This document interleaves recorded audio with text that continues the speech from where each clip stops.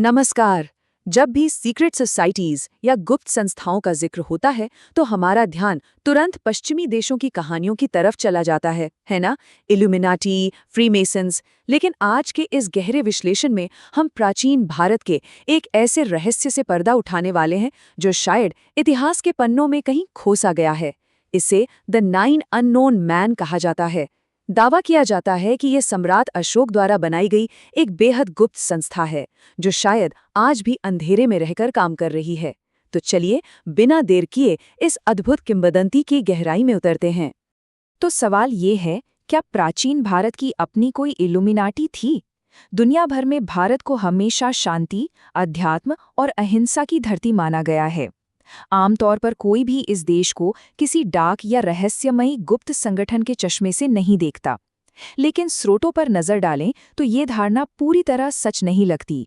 बताया जाता है कि भारत में भी एक ऐसी सीक्रेट सोसाइटी मौजूद थी और कुछ दावों के अनुसार शायद आज भी है, जो दुनिया के सबसे खतरनाक और गहरे रहस्यों की रक्षा करती है।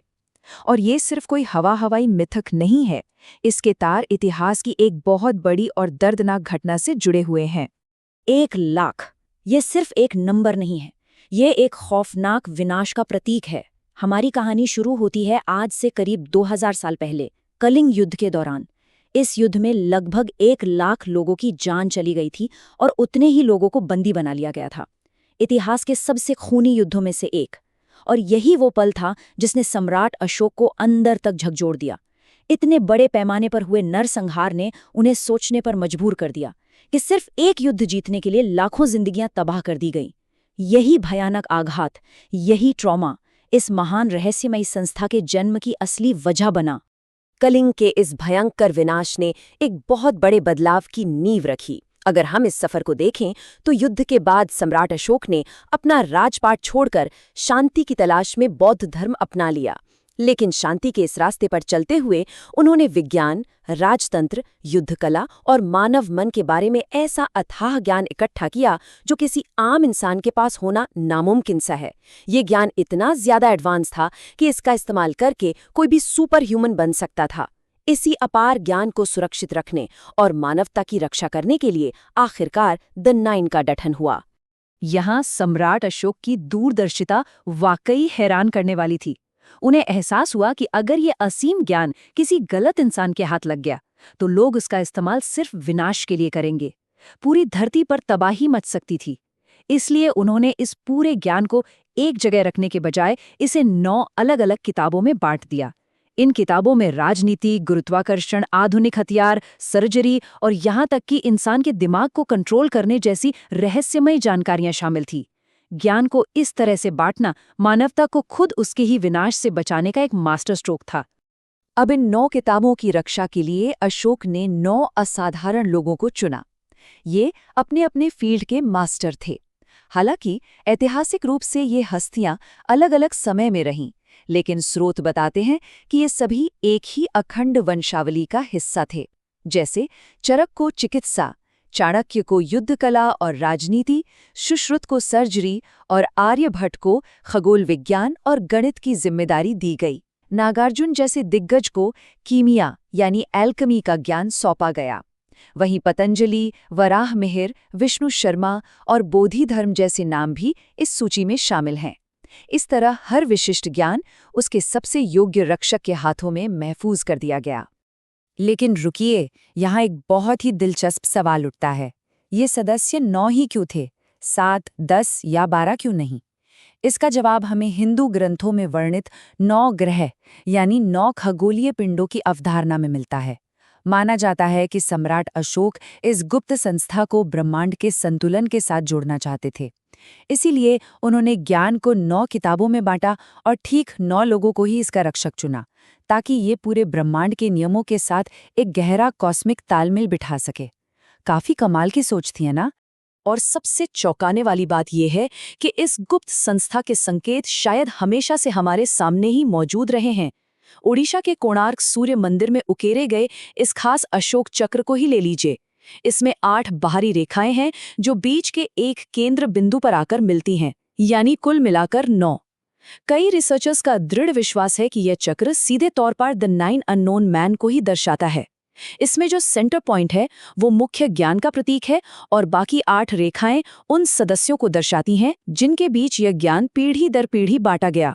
आधुनिक उत्तराधिकारी और सुराग, 20वीं सदी में द नाइन की चर्चा। चलिए देखते हैं कि ये प्राचीन रहस्य आधुनिक दुनिया से कैसे जुड़ता है। कहा जाता है कि इस सोसाइटी का एक बेहद कड़ा नियम है, हर रक्षक को अपनी मृत्यु या रिटायरमेंट से पहले अपना सारा ज्ञान एक नए और योग्य उत्तराधिकारी को सौंपना ही होता है। और यही वजह है कि आधुनिक इतिहास की कुछ सबसे शानदार हस्तियों को द नाइन से जोड़ा गया है। एक नाम आता है एरोगेंट डेमेलो का, जिनका IQ कथित तौर पर 400 से भी ज्यादा था। इसके अलावा नोबेल पुरस्कार जीतने वाले भौतिक विज्ञानी CV रमन, भारत के 11वें राष्ट्रपति डॉक्टर APJ अब्दुल कलाम और यहाँ तक कि इसरो के संस्थापक डॉक्टर विक्रम साराभाई का नाम भी इन दावों में शामिल है। और तो और महान स्वतंत्रता सेनानी सुभाष चंद्र बोस को भी इस वंशावली का हिस्सा माना जाता है। इन सभी की असाधारण प्रतिभा सच में इस थ्योरी को सोचने पर मजबूर कर देती है। लेकिन इस रहस्य के सुराग सिर्फ भारत की सीमाओं तक सीमित नहीं है, इनकी पहुंच पूरी दुनिया में है। 1923 में टैल्बर्ट मुंडी नाम के एक लेखक ने सबसे पहले अपनी एक किताब में द 9 अननोन मेन का खुलासा किया था। इससे भी ज्यादा हैरान करता है वेटिकन का कनेक्शन। कुछ दावों के मुताबिक पोप सिल्वेस्टर द्वितीय ने भारत आकर इन 9 अज्ञात लोगों से मुलाकात की थी और वहां से कोई रहस्यमयी हथियार लेकर लौटे थे। और जरा ये सुनिए, जब दुनिया में हैजा और प्लेग जैसी महामारियां तबाही मचा रही थीं, तो अलेक्जेंडर एयरसन ने इनका इलाज खोजने से पहले मद्रास आकर द 9 के वंशजों से ही सलाह ली थी। यानी इनका प्रभाव सच में ग्लोबल रहा है। अब बात करते हैं एक ऐसे दावे की जो शायद सबसे ज्यादा चौंकाने वाला है, हमारी पवित्र नदी गंगा का रहस्य। फ्रांसीसी लेखक लुइस जैकोलियट ने अपनी किताब में एक बेहद असाधारण दावा किया। हम सब जानते हैं कि गंगा में हर दिन अनगिनत लोग स्नान करते हैं, फिर भी इसका पानी कभी खराब क्यों नहीं होता? लुइस के अनुसार द 9 ने सदियों पहले एक ऐसी एडवांस तकनीक विकसित कर ली थी जो गंगा को हमेशा शुद्ध रखती है। उनका कहना है कि नदी के पास एक गुप्त मंदिर है जहां से एक खास तरह का रेडिएशन निकलता है जो इस पानी को हमेशा साफ रखता है। ये प्राचीन तकनीक और विज्ञान का एक सच में अविश्वसनीय उदाहरण है। अगर हम दुनिया की बाकी गुप्त सोसाइटियों से इनकी तुलना करें तो एक बहुत बड़ा फर्क नजर आता है। पश्चिमी देशों की इल्यूमिनाटी को हमेशा दुनिया पर नियंत्रण करने, भ्रष्टाचार फैलाने और विश्व पर अपना प्रभुत्व कायम करने के नजरिए से देखा जाता है। उनका मकसद पावर का गलत इस्तेमाल करना माना जाता है। लेकिन इसके बिल्कुल उलट द 9 अननोन मैन का उद्देश्य एकदम शुद्ध बताया गया है। उनका लक्ष्य लोगों पर राज करना नहीं है, बल्कि ज्ञान का संरक्षण करना, सही रास्ता दिखाना और मानवता की रक्षा करना है।